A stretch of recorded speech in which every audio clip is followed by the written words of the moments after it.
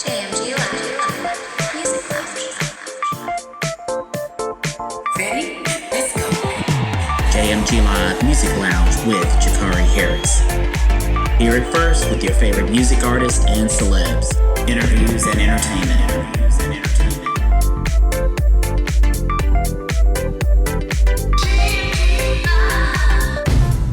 What's up, everybody, and welcome back to the JMG Live Music Lounge. I'm your host, Jakari Harris, and as always, thank you for kicking off your weekends with me. After the second episode of the JMG Live Music Lounge featuring Dimitri Vegas and actor Dan Amboyer, I can tell you that the Music Lounge is on a roll. Social media has been showing us so much love, and we're going to continue to bring you great artists and interviews, including today's episode featuring Rican McGusty of the Waxaholics. So turn up the podcast and let's go. JMG Live Music Lounge.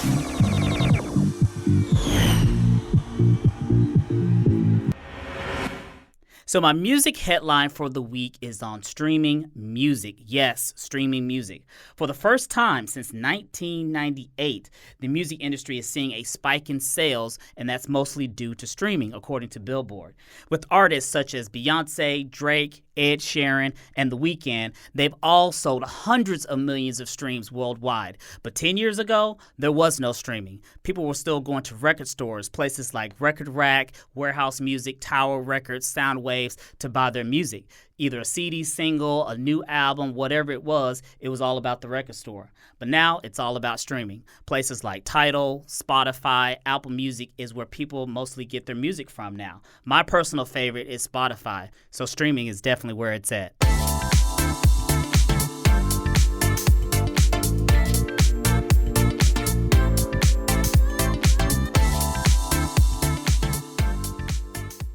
Do you like festivals?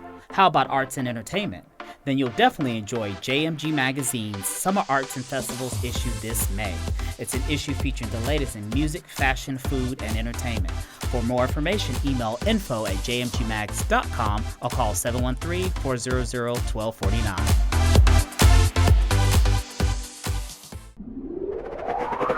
JMG Live Music Lounge. So my interview for this week is with Rican McGusty of the Waxaholics. The Waxaholics is a Houston-based DJ group that plays only vinyl records. You can catch these guys on Thursday nights at the Alley Cat, as well as Etta's Little Kitchen on Sundays for brunch. In this digital age, a lot of DJs are using laptops to play their music, but not the Waxaholics. They're pulling out their crates and their vinyls, and they're planning special sets. So the interview started with me getting a little background on Rican. He's actually a civil engineer. So I wanted to know from him, how did he transition from being a civil engineer to being a DJ? And this is what he said. Well, it was a slow process. You know, I had started DJing when I was around 20 years old, and entering into college and still taking classes and trying to be finished, I said, you know what? This would be a good way for me to make extra money while I'm in school. Because, it's hard working a regular job in school. So, before I had any type of internship, that's what I was doing. When I really didn't have any plans to be an actual full-time DJ at any moment in life, that never even crossed my mind. But after about, 9-10 years of engineering, I was laid off from the company I was working for, and for about 6 months I looked for a job, and I never found one. And my father had said, Reeks, you've always been really good working for yourself. He was like, I've always been cutting hair, I was cutting grass, I was doing little side things to make money, around that house. Said, you got something right there in front of you. Why you don't try to, make that a full-time commitment? And I said, you're right. Maybe that is what I do need to do. And I was already DJing about four nights a week. When I got laid off, I was like, I said, man, I guess while I'm looking for a job, I can really, start taking more gigs. And it really, it just turned into a full-time thing, and that was about 3 years ago. So what I did from there is I just started to study up on, polish my business skills, and I took what I learned in the engineering field, all the business techniques that I've learned from, working in corporate America, and basically applied it to, my business. I already had my Waxaholics business started. I just whipped it up into an LLC, and I started a company. So that's kind of how it happened. So as a member of the Waxaholics, I know you guys only play vinyl records at your events. Where are some of your favorite places to buy vinyls?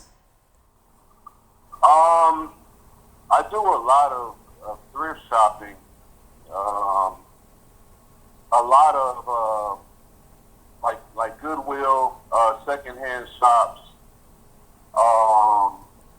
half price books. These places are where you can come up on some really good stuff for cheap. Sometimes they'll have things that they don't necessarily even know about. Also online, Craigslist, a lot of people are selling their record collection because they're out, or I'm a new school DJ. I don't need these records anymore. And I'll end up buying a collection for next to nothing. Yeah. And they're just like, man, this is not really worth anything. But what's happening now is a lot of records are being pressed up that have never been pressed up. I know recently Missy Elliott's first album, which was released around the same time that Serato came out, and a lot of these record companies decided, man, and we don't need to press up this stuff on vinyl anymore. Let's just go ahead and do CDs and MP3s. But a lot of these releases that have never before seen a vinyl release are coming back out, and they're selling this stuff at Barnes and Noble, Target, Urban Outfitters, and they've got lots and lots of new records. That someone that is not necessarily an old school vinyl collector, they can go in there and find some good stuff. But also one of my favorite places to go, and not just because they are sponsored, we're sponsored by them, but also they have an amazing collection, is Six Lagoon. And Six Lagoon is actually located just a block away from Alley Cat, right there next to the Continental Club. I'm sorry, next to Double Trouble. But they have new and old classic records. And the owner, Thomas, is a really cool guy. He does a lot of special ordering for us.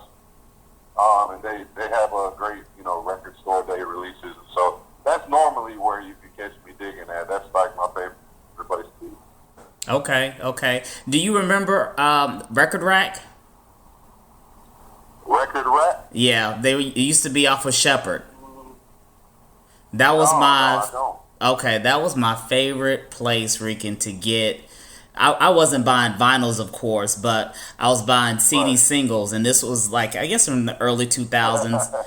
And so whenever I would hear a song that I would like, I would run down a Record Rack and buy the single, because that's what they were known for. And they had some vinyls. They had a lot of vinyls in there too.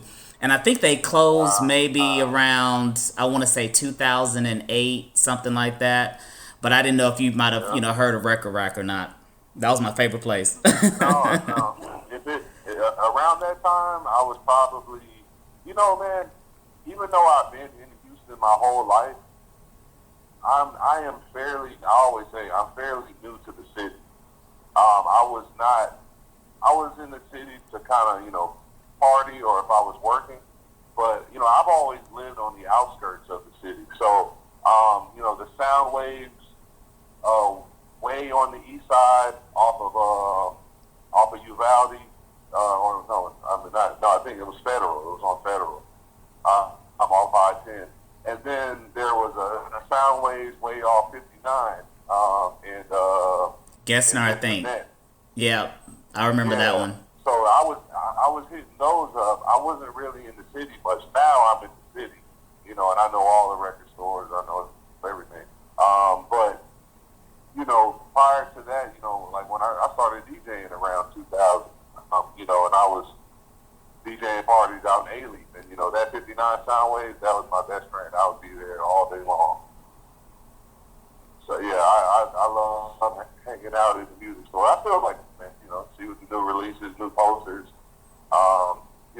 those singles that you were buying, they had something called a maxi single, and it would have, instrumental, it would have a remix. Yep. And man, that's all I used to buy. Oh man, I'm right there with you. Circuit City used to have them all the time too.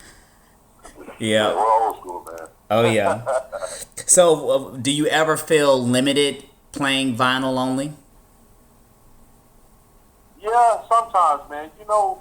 Because sometimes there are releases that you really want. There's mixtape stuff. There are songs that come out way before the album is out, and you don't have the means of getting the opportunity to play those records. But again, back to what I was saying, man. Vinyl sales have increased by 40-50% over the last 5 years. So a lot of these old records are getting released, and then a new record that you would think would be on vinyl, like a Migos record or like like Black Beetle, or like I've seen all that stuff on vinyl. Chance the Rapper I just recently saw his coloring book on vinyl, and normally those things wouldn't get a release. But man, the creativity of keeping a party going and keeping our Thursday fresh by having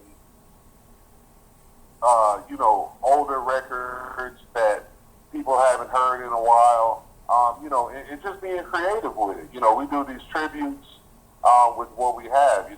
We'll do stuff for, we just recently did the Notorious Big's 20th anniversary tribute of his death.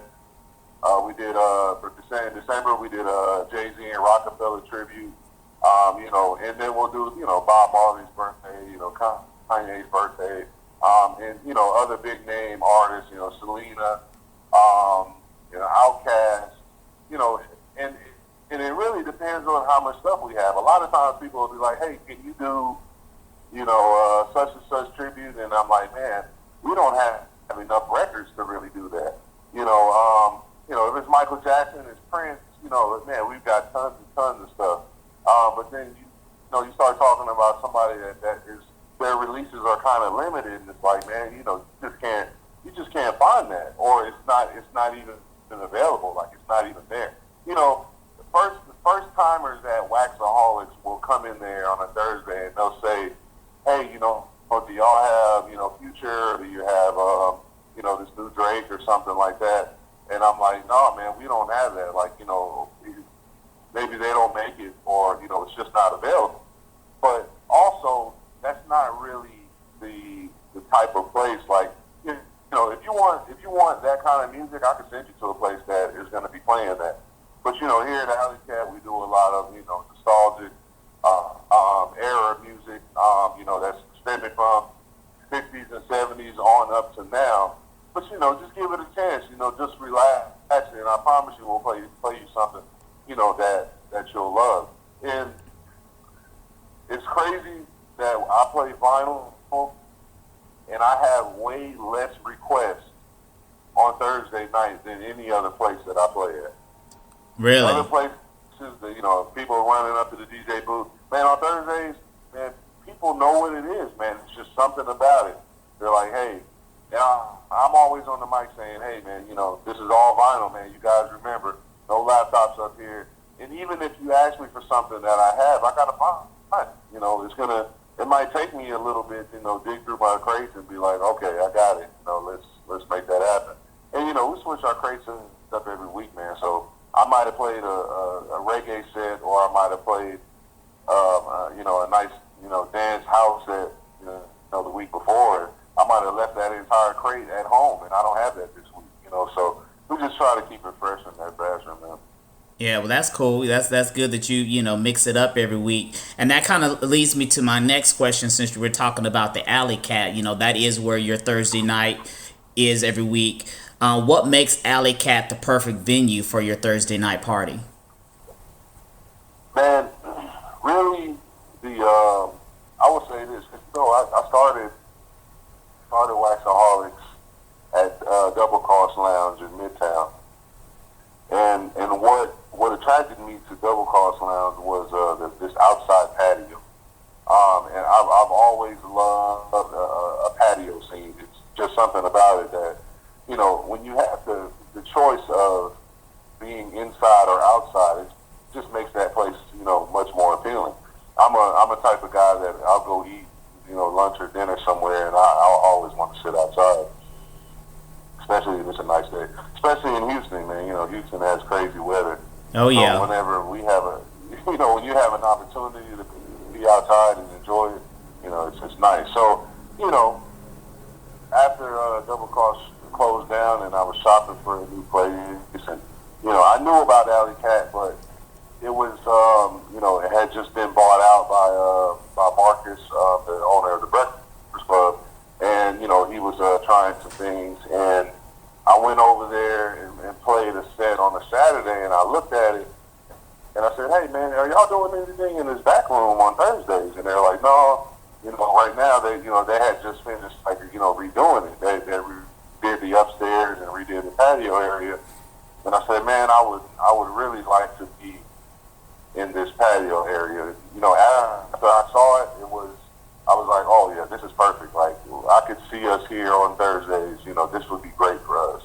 And another thing that really attracted me to Alley Cat was the many rooms that they have. You know, they have you know, different areas that people can hang out. They've got a back area now that they have turned into a little hookah area.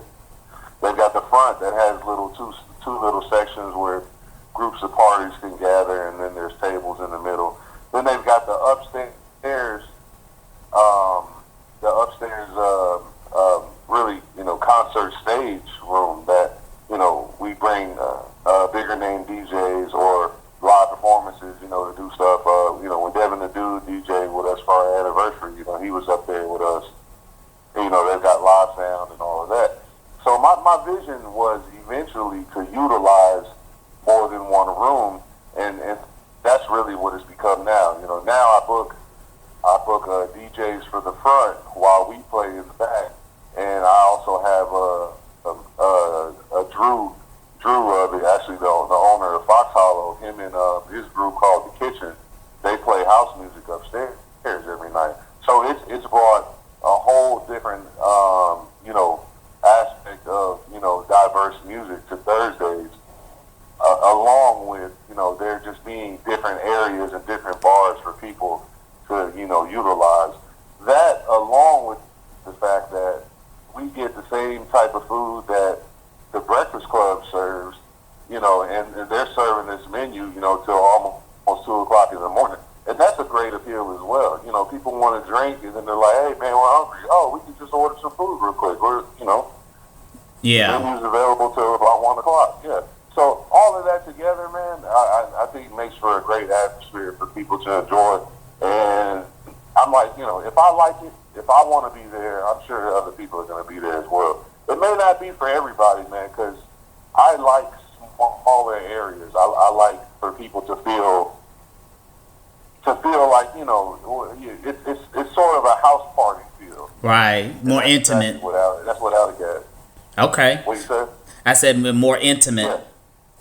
Yeah, absolutely, man. The intimacy of Alley Cat is amazing. Yeah, definitely. Yeah, we covered the Alley Cat in the magazine a few years ago when it first opened up. We came down and did a big article and everything. So yeah, it's a really good venue. Nice. Yeah, thank Yeah. you, man. And so, you know, speaking of Etta's little kitchen, you know, I've been there before on your Sunday brunch when it's crazy packed. Why do you think that people keep coming out for your Sunday brunch? What is it about that brunch that people are loving and feeling? Man, it's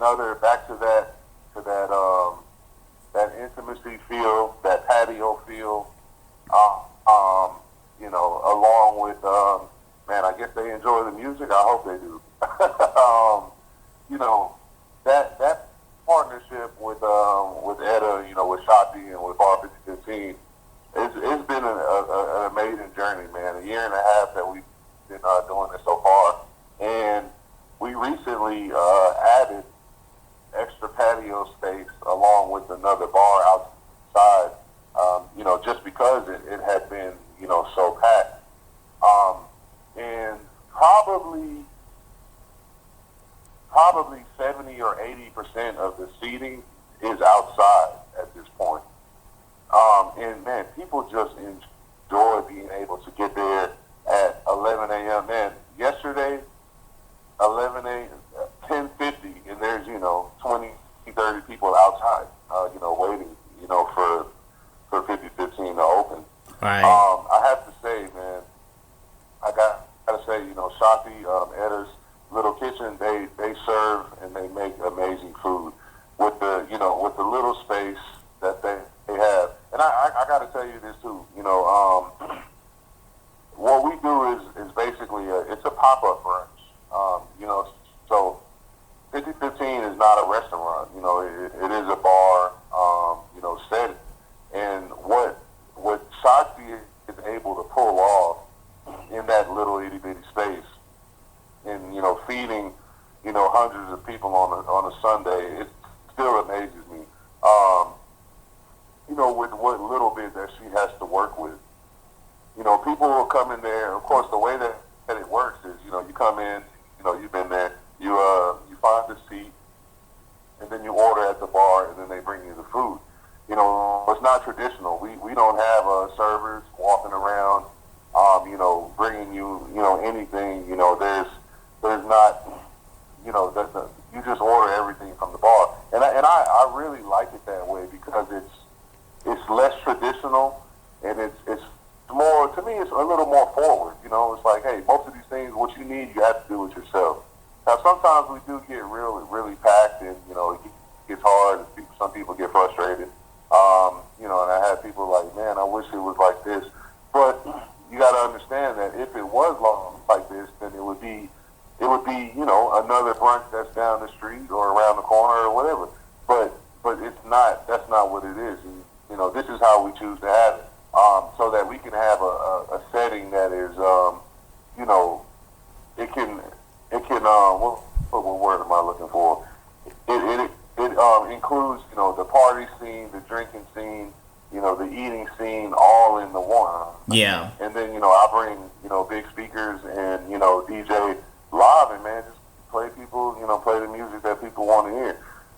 Around 3 o'clock, we start, it really turns into a day party. And, we start playing, all the good dance music, man. And, people stay there till, man, sometimes 6, 7 o'clock at night.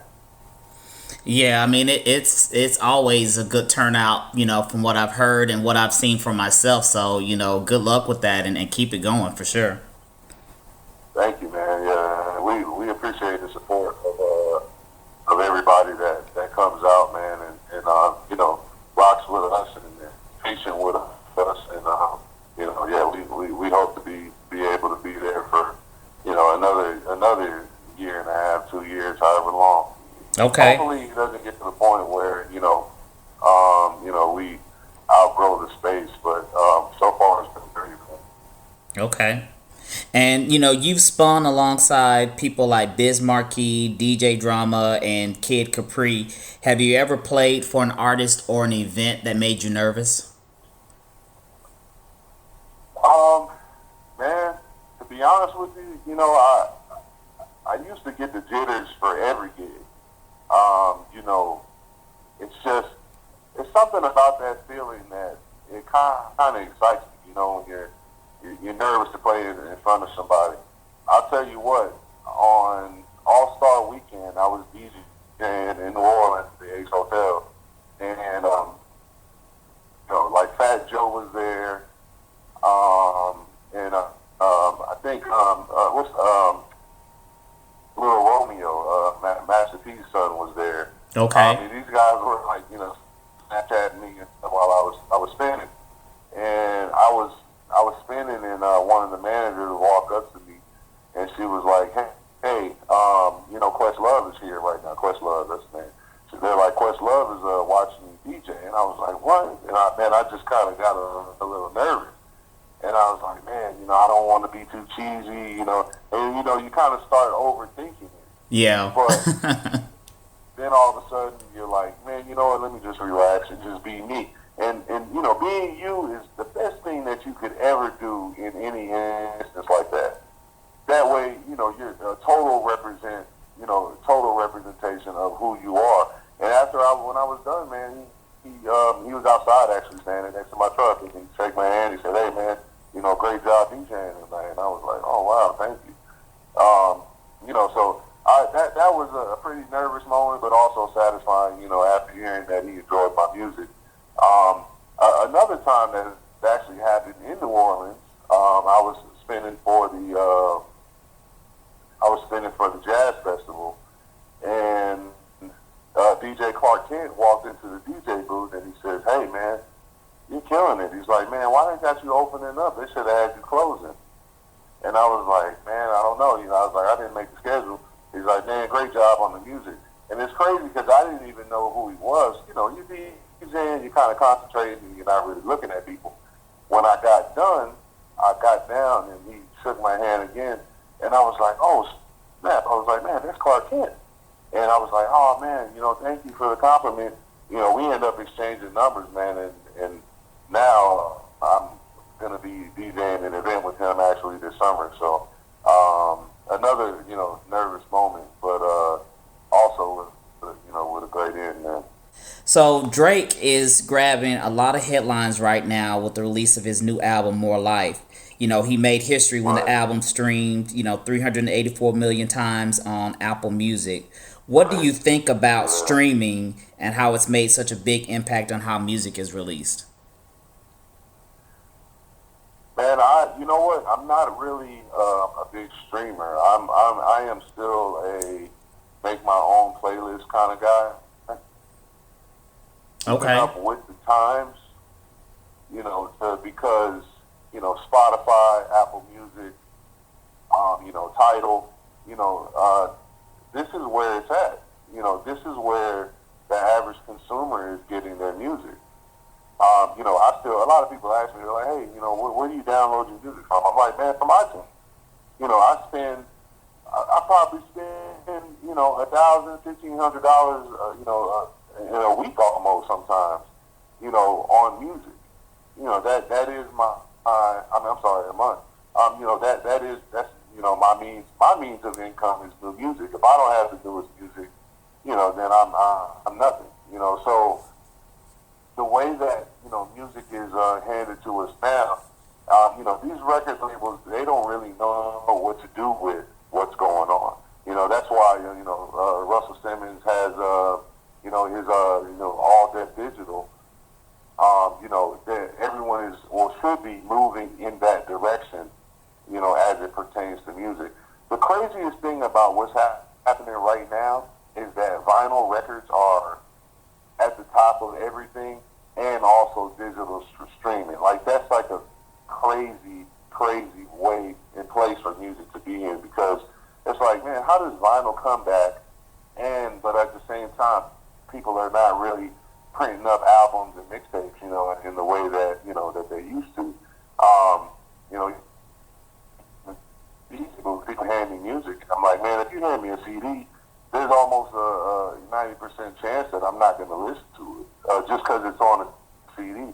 I don't even really have a CD player, in my car. You have everything's on USB.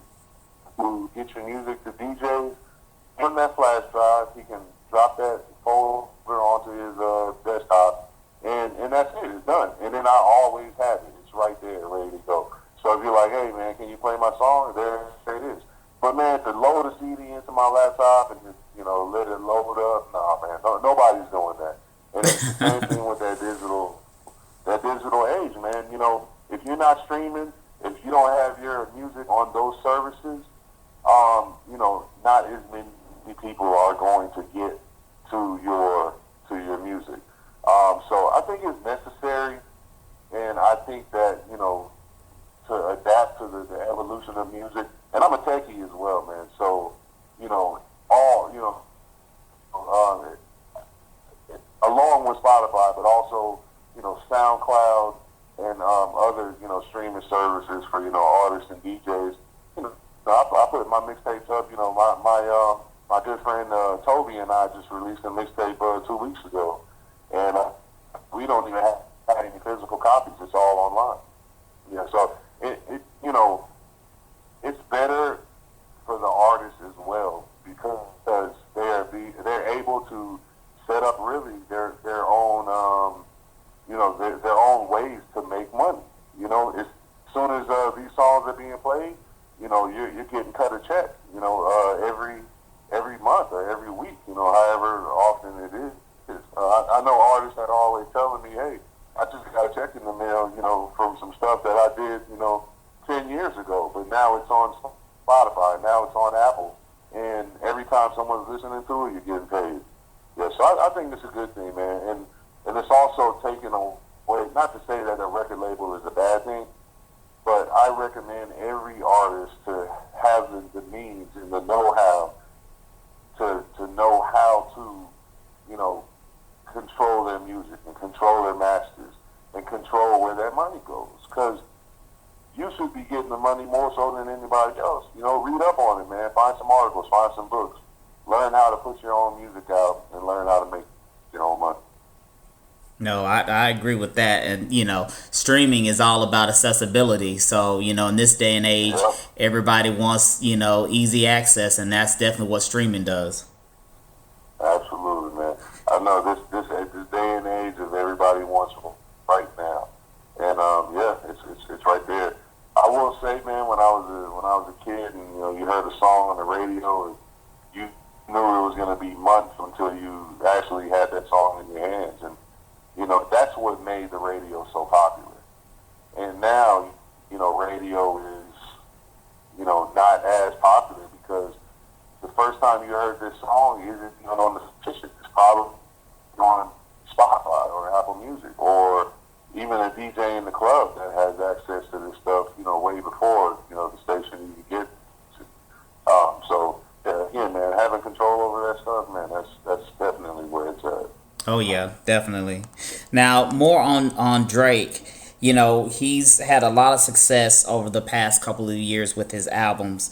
What do you think about him as a hip hop artist and as an MC? Man, it's crazy because I've been talking about this with my homies all week. A lot of people have negative comments and negative reviews about his albums. In particular, this last album. My personal opinion is, as Drake has evolved, and this is I think this is his 7th album.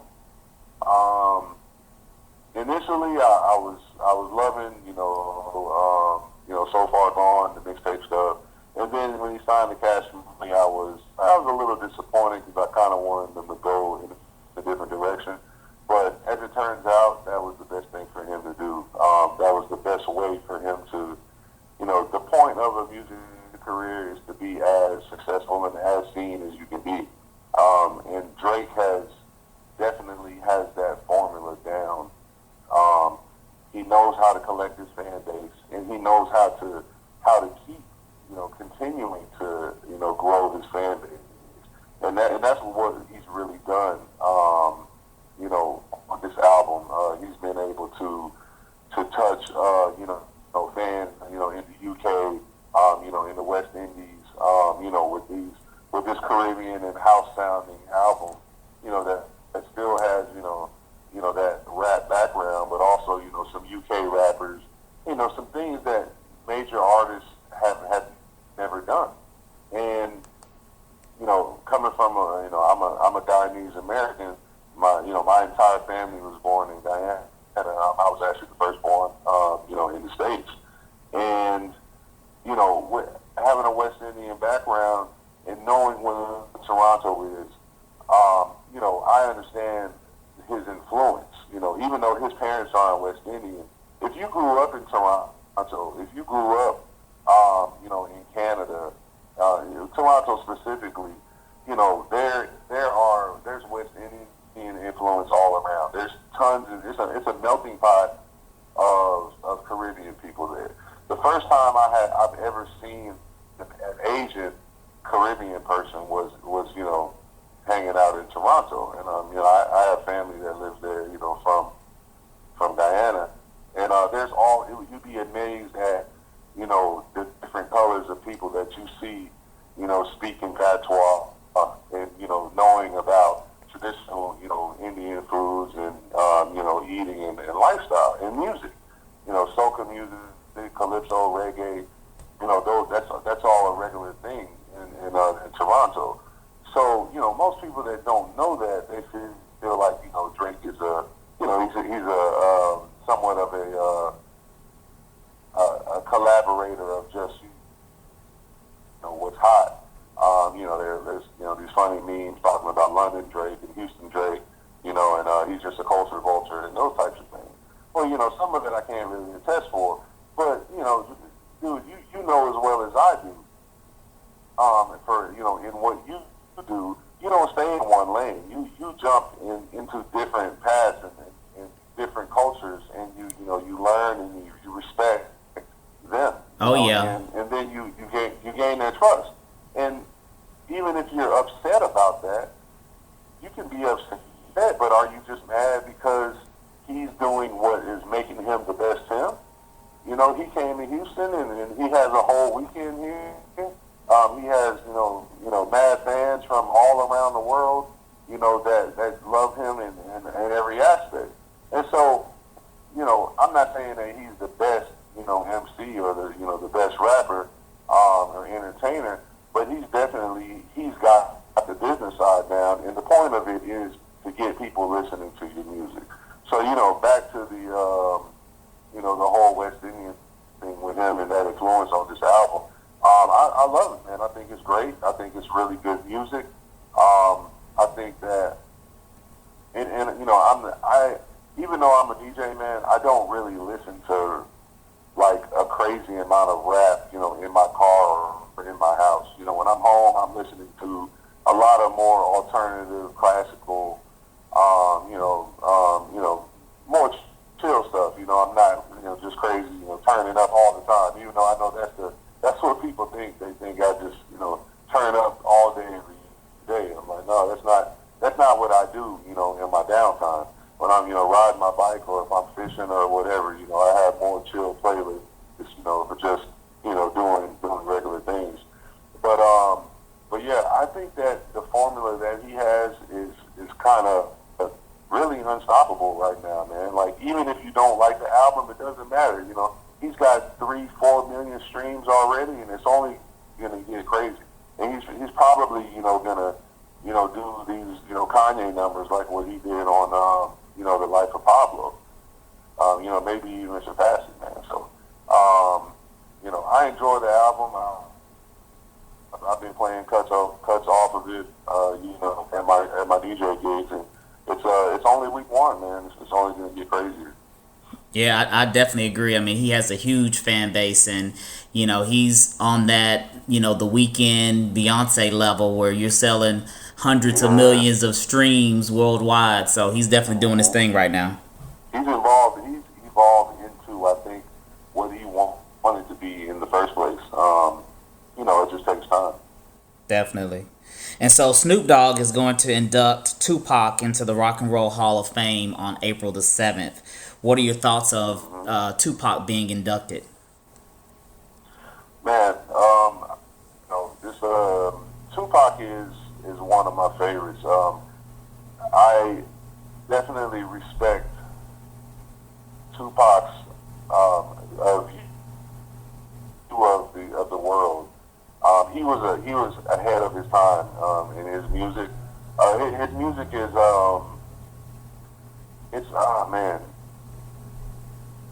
it's almost educational. If you listen to some of the songs that he has put out, and how he talks about what's going on in the world. He talks about how to be yourself. He talks about how I stay true to, some of the things that, what's happening around you, not to let that affect you. Man, like, those kinds of things, man, sometimes when I want some inspiration, I'll definitely turn on some pod. And he just delivered his messages in a way unlike any other. And he's also a guy that adapted to his environment, and he was very good at it.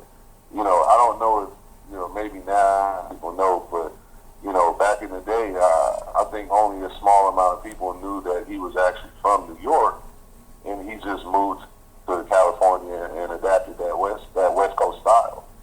And, at one point, before when he went to jail, and he came out and, Suge, basically just wanted an album from him. And he wanted something that he could sell to the masses. And Pac was really good at giving the people what they wanted, or maybe specifically giving Suge what he wanted.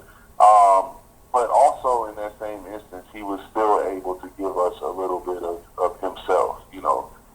Hey, of course, hey, here's the how do you want it. Here's my, ambitions as a rider, that kind of stuff.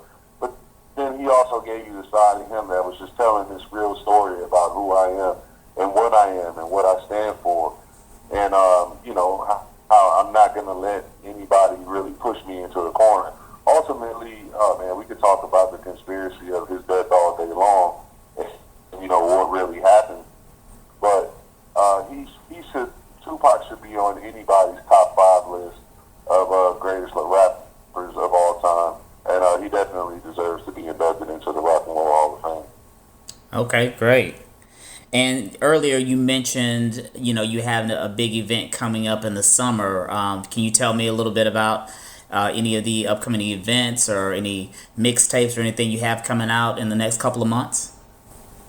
Well, I don't really put out too many mixtapes, and actually, this release that I just did with Toby is the first that I've ever done of this kind. I've never hosted a mixtape before, so this is the first time that I've done that. But the name of it is Get Twisted Sundays, Volume 1.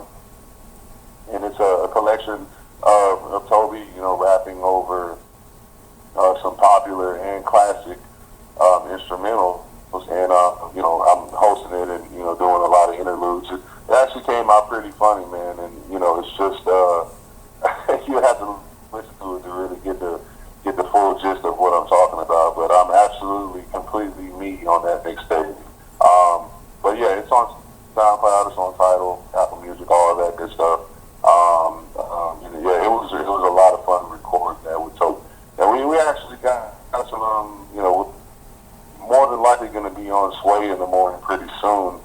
And I don't even know if I'm supposed to be talking about this, but we are almost 100% sure that we're getting booked for a show in Africa here pretty soon. Oh, man. So that should be really cool. Yeah, I've never been to Africa, so kind of looking forward to that. JMG Live Music Lounge. This podcast is supported by Jolie Promotions. Need models for an upcoming event? Jolie Promotions is an all-female promotions company that can represent your business or special event with brand ambassadors and promotional models. For more information, visit joliepromotions.com. JMG Live. Music Lounge. Thank you for tuning in to the JMG Live Music Lounge. Be sure to check us out every Friday, and you can always visit JMG Magazine on Instagram, Twitter, and Facebook. I'll see you next week. Visit jmgmags.com to download the latest episodes of the JMG Live Music Lounge podcast. This portion of the show is sponsored by Avant Media Institute.